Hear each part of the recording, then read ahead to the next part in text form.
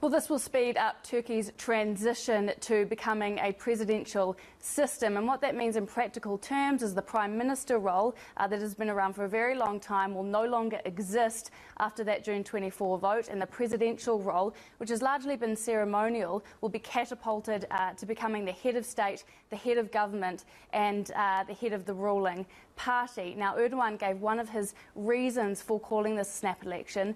He cited the developments in Syria, and Turkey has been left very vulnerable by the conflict in Syria, both in terms of the influx of refugees, but also in terms of border security and bombings and rocket attacks that have targeted those border towns. And this is part of an attempt to project an image of stability and potentially tighten that grip around security.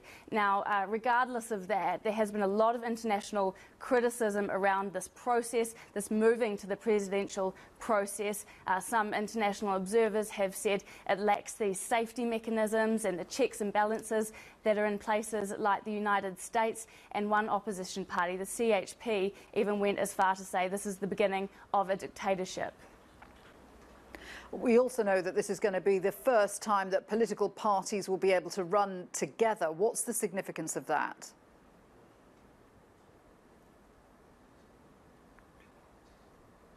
That's right. So that's the other significant development here, is a law has been created that allows two different political parties to run together as an alliance. So in this case, we have the MHP, which is an opposition party that originally called these snap elections.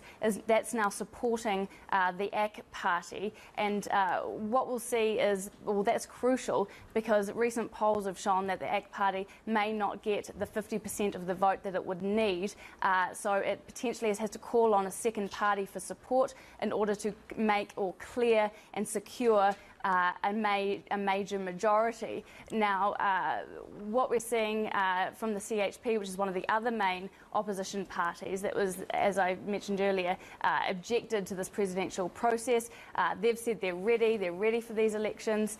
So what happens now is that it will go to a vote in Parliament, and then this date of June 24th will become official.